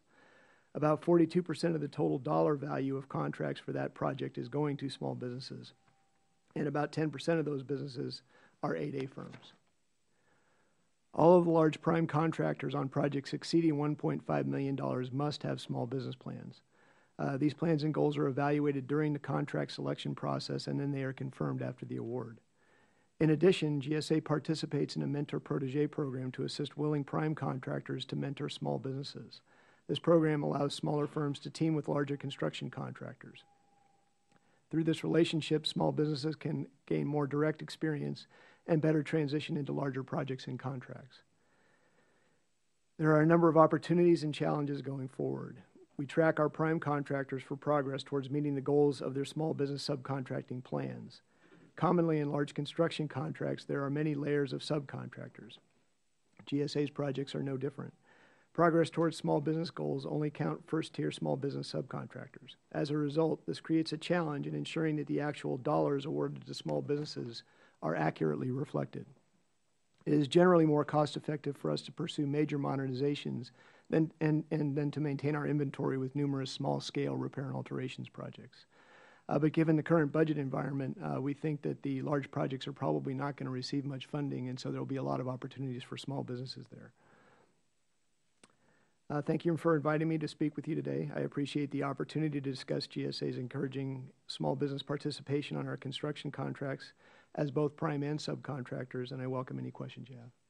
Thank you, Mr. Guerin. Ms. Chu. Ms. Hulett, do we still have you? 5 minutes. Okay, I'll make this quick then. Well, you talked about the increase of the bond guarantee program from $2 million to $5 million as a result of the American Recovery and Reinvestment Act, and of course it was a temporary increase and expired in September 2010. Now you talked about an overall increase of 36% for businesses that applied during that time period, but I wanted to know how many small businesses took advantage of that higher ceiling, the amount that was above $2 million. My apologies. We had about 100 businesses take advantage of it at that time, and there were over 663 bids, 51 resulting, 663 million in bids, 51 contracts for about 145 million. So the 100 businesses represented, that's what percentage of the total amount of businesses that were there? We had about 1,000 businesses annually participating in the program, so you had 100, so about 10%. Okay. And did the SBA see any higher or lower default rates of those contracts, or did the rate stay level? We only had one default of those higher contracts, so it was actually a little bit less than our regular rate. That's very good news. Currently, there are 12 approved surety companies that can issue bonds in the prior approval program, while there are only 5 companies that issue bonds in the preferred program. Yes. Why are there so few surety companies that participate in the SBA surety bond program? On the preferred side or on, Right. on both? On the preferred side, our guarantee level is 70%. On the prior, it's 80 to 90%, depending on the company. And we hear from industry that the 70% guarantee, as you heard from Mr. McCollum, is also a detriment, particularly in troubled economic times. So 70% guarantee has decreased the participation rate on the preferred side. On the prior approval side, we had seen a decline over the last 10 to 15 years in participation in our program, and that was largely due over a historical period that we closed some offices. Our cycle times in terms of application and honoring guarantees were very delayed, and it caused cash flow problems in the industry. As you see in the last 5 years, we have turned that corner, and our bond volume is growing again, and our surety participation is growing. So we've addressed those concerns. Our cycle times are much, much more reasonable, and we're hoping to get more surety companies participating. Very good. Thank you. You're welcome. Mr. Dalton. Thank you. I appreciate very much your understanding. Mr. Dalton, I was surprised to see that you don't bundle contracts over the last, and haven't done so in the last 2 years. Did you bundle before that time? Excuse me, I'm not aware of us bundling contracts even before those last 2 years. I had a chance to go back and just verify and check for the last 2 years, and that was something I could definitely state in my written statement. But bundling contracts within the Corps is something that's is certainly frowned upon, and what we'd have to do if we were to bundle contracts is certainly go beyond the Corps of Engineers to receive approval to do so.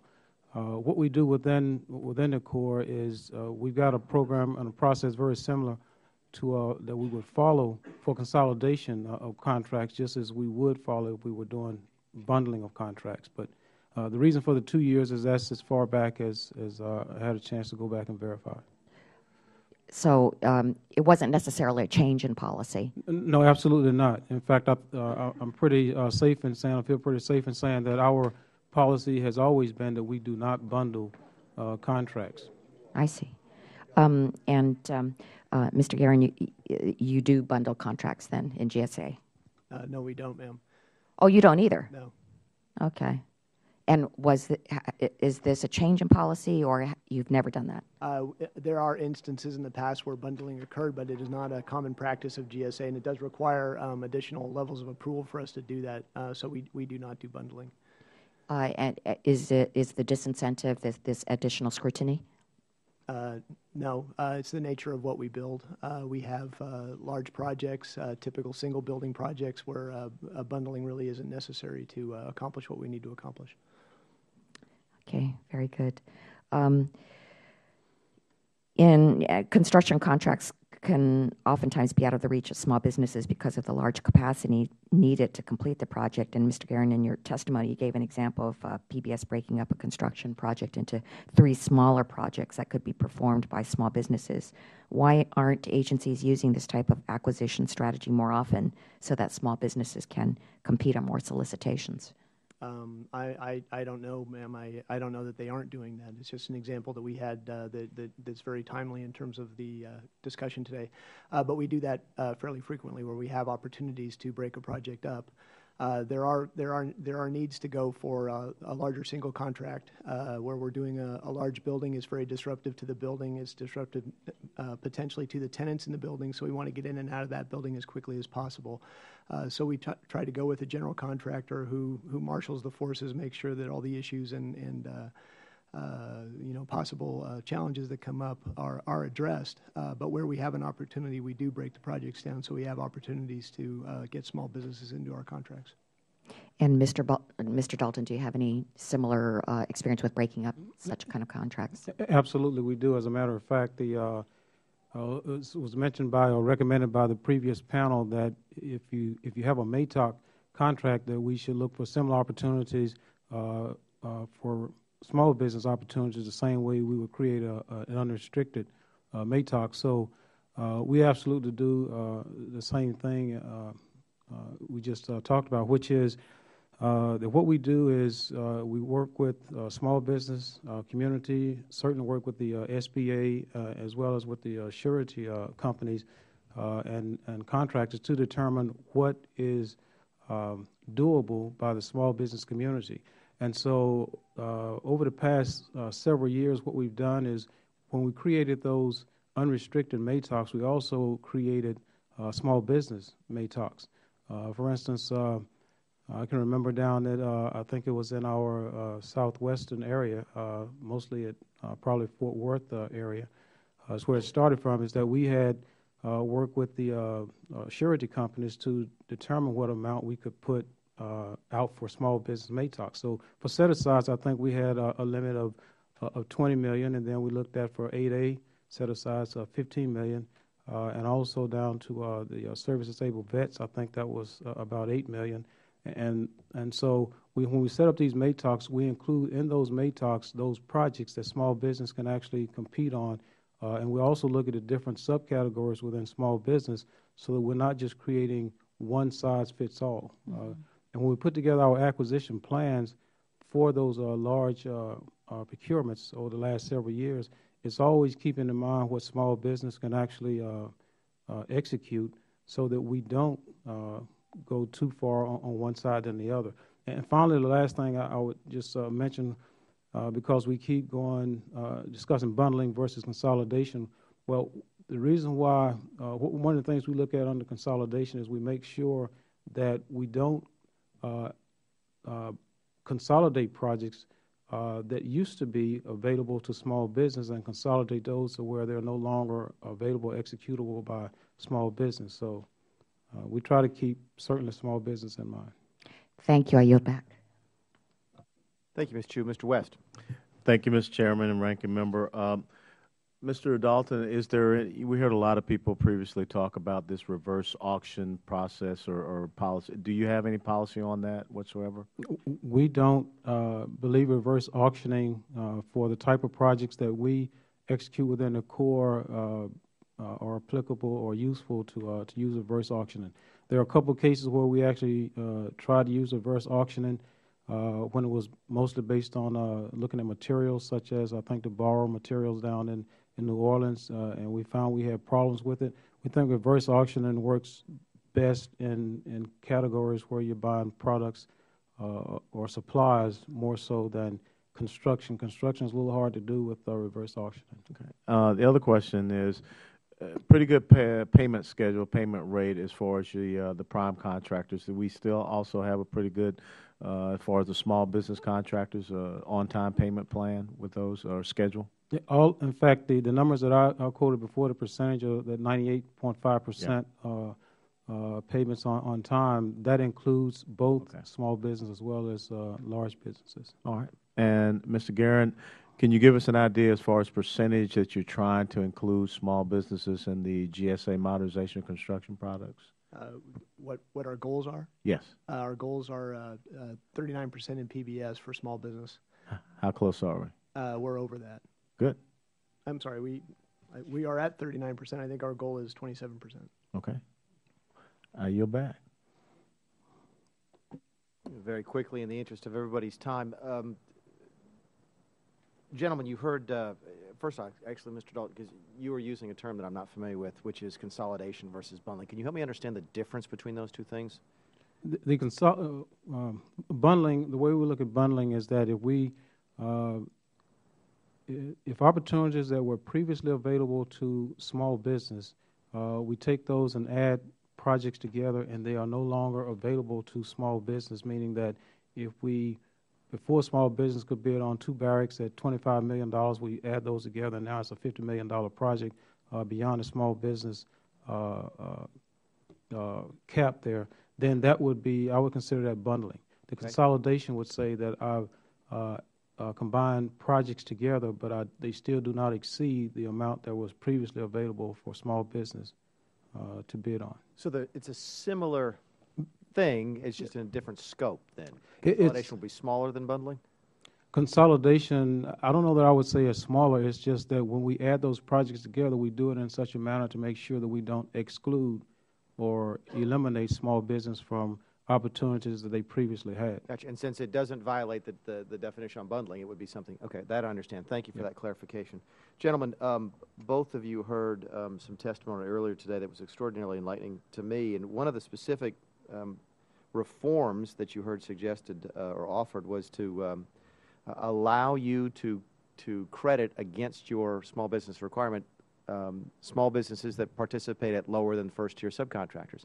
Is there any objection to that? Is there any reason we should, that shouldn't have been done already? Is there something that I'm missing? Because that seems like a fairly commonsensical reform. But I'll throw it open to you as to whether or not you think that might have any potential pitfalls that are not readily apparent. We think it gives a more accurate reflection of how many dollars are going to small businesses. So the way it is now, or with that? No, with the change that was discussed earlier, and I don't think GSA would have any objection to that. Mr. Dalton?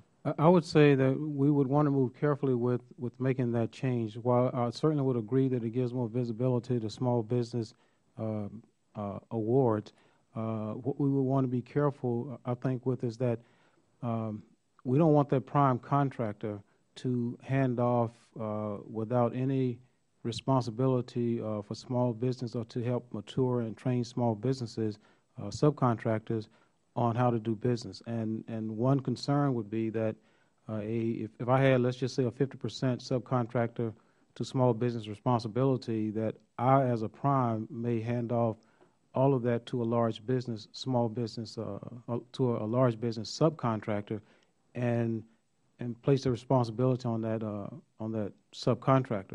What we would probably prefer, I think, as a one way to look at that is a certain percentage would still and probably should be required from that prime to that sub, that the first tier sub. Certainly collecting and adding all of it up would add more visibility to it, but I would just suggest we be a little careful. No, that's an excellent point. I never thought about that, effectively delegating your small business responsibilities to somebody else. And Exactly. Thank you for that. I appreciate that. Finally, Mr. West asked about reverse auctions. Ms. Biondo, who was here previously, I don't know if she's still here or not, had mentioned the multiple best and final offer projects. And again, all I'm really concerned about from the taxpayer's long-term interest is whether or not those rules are published in advance. So when you say you don't use reverse auctions, do you tell people about that before they bid on a service contract, on a construction contract? I can't speak accurately on the service contracts. I'm just not as familiar with those, and I could. I'm not sure we use that within the Corps, but I can certainly check and verify. On construction contracts. On the construction contracts, that is notified. They are notified in advance. I can only think of one case that we try reverse auction, and it really is not our policy. In fact, our policy is not to use reverse auctioning for. And is that policy made public? I don't know that it's, maybe it's more of a practice than a policy. I'd have to verify that. But the reason why we do not is because construction is not one of those type commodities, I guess, that it's not, in fact, it's not a commodity, but it certainly makes it difficult to start doing reverse auctioning for something that's, you don't know the qualifications of companies, et cetera. With regard to best and final offers, that is something that companies would know in advance before we would do that. Mr. Guerin? GSA uses best value. We don't go for reverse auctioning. I agree with everything my Corps colleague said. The construction really doesn't lend itself to that. We go after technically qualified firms, and then we evaluate price typically. But if I'm bidding on a project, do I know what those rules are in advance? Yes, in advance you would know how we're intending to award the contract.